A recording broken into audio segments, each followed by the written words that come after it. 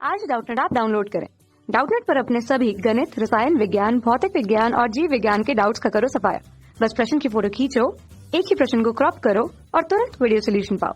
अभी डाउनलोड करें। हेलो दोस्तों, आपका प्रश्न है निम्न में से कौन सबसे हल्का है। यहाँ विकल्प दे रखे हैं, तो चलिए इस प्रश्न को हल करते हैं। तो दोस्तों सबसे पहले हमें दे रखा है ऑक्सीजन का 1 मोल। ठीक है, तो ऑक्सीजन का 1 मोल दे रखा है। ऑक्सीजन का अणुभार ज्ञात करेंगे तो अणुभार m बराबर 2 गुणा ऑक्सीजन का परमाणु भार 16। तो ये ऑक्सीजन का यहाँ पे अणुभार आ गया दोस्तों 32।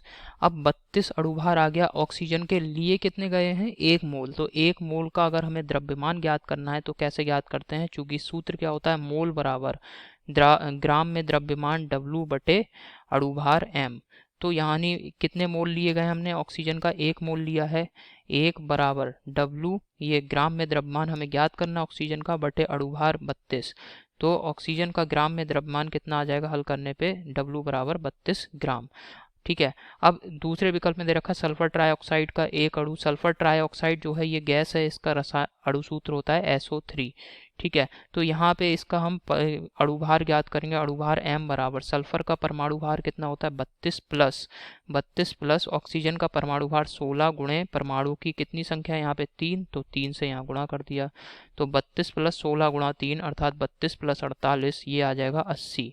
ठीक है, अब हमें पता है कि दोस्तों 1 मोल अगर यहाँ पे कितने अणु लिए जाएं? 6.023 गुणा 10 की घात 23 परमाणु। चूंकि यहाँ पे क्या दे रखा है दोस्तों? अणु ले रहे हैं। ठीक है, तो अणु यहाँ पे लिख देंगे तो 6.023 गुणा 10 की घात 23 सल्फर ट्राइऑक्साइड के अणु लिए जाते हैं। तो उनका द्रव्यमान कितना रहेगा? 80 ग्राम रहेगा। ठीक है, परंतु हमने यहाँ पे क्या लिया है? प्रश्न विकल्प में देखिए आप कि 1 अणु लिया है सल्फर ट्राइऑक्साइड का। तो सल्फर ट्राइऑक्साइड अर्थात SO3 के 1 अणु का द्रव्यमान कैसे ज्ञात करेंगे? हम 80 को भाग कर देंगे अवोगाद्रो संख्या Na से, और 80 बटे 6.023 गुणा 10 की घात 23। तो कितने आ गया दोस्तों? 1 अणु सल्फर ट्राइऑक्साइड के 1 अणु का द्रव्यमान ये आ गया 4.8 गुणा 10 की घात -21 ग्राम। इतना समझ में आया। तीसरे विकल्प में दे रखा है यूरेनियम के 100 एटॉमिक मास यूनिट। ठीक है, तो हमें पता है 1 एटॉमिक मास यूनिट जो होता है यूरेनियम, 1 एटॉमिक मास यूनिट बराबर होता है 1.66 गुणा 10 की घात -24 ग्राम। तो यूरेनियम के अगर हमने 100 एटॉमिक मास यूनिट ले लिए तो इसकी ग्राम में द्रव्यमान क्या आ जाएगा? 100 गुणा 1.66 गुणा 10 की घात -24 अर्थात 1.66 गुणा 10 की घात -22 ग्राम। ठीक है, तो यूरेनियम के 100 एटॉमिक मास यूनिट का द्रव्यमान कितना आ गया दोस्तों? आप देख रहे हैं 1.66 गुणा 10 की घात -22 ग्राम।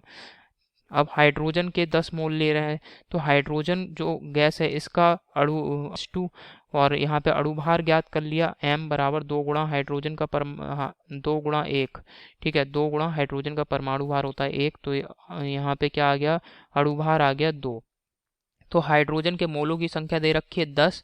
तो मोलों की संख्या 10 बराबर हाइड्रोजन की ग्राम में मात्रा W बटे हाइड्रोजन का अणुभार 2। तो यहाँ से हाइड्रोजन की ग्राम में मात्रा कितनी ग्राम आ गई? 20 ग्राम। तो आप देख रहे हैं यहाँ पे दोस्तों जो हमने यहाँ पे सबसे पहले लिया था ऑक्सीजन, इसके ग्राम में द्रव्यमान कितना आ रहा है? 32 ग्राम।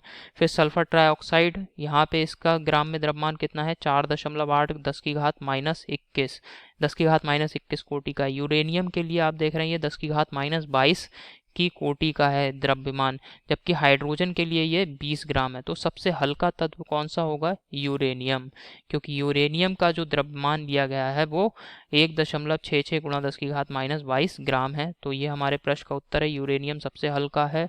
तो विकल्प देख लेते हैं। पहले विकल्प में दे रखा है ऑक्सीजन का 1 मोल, ये गलत विकल्प है। दूसरे विकल्प में दे रखा है सल्फर ट्राइऑक्साइड का 1 अणु, ये भी गलत विकल्प है। तीसरे विकल्प में दे रखा है यूरेनियम के 100 एटॉमिक मास यूनिट, ये बिल्कुल सही विकल्प है। चौथे विकल्प में दे रखा है हाइड्रोजन के 10 मोल, ये गलत विकल्प है। तो आशा करता हूँ आपको ये समझ में आया होगा। धन्यवाद।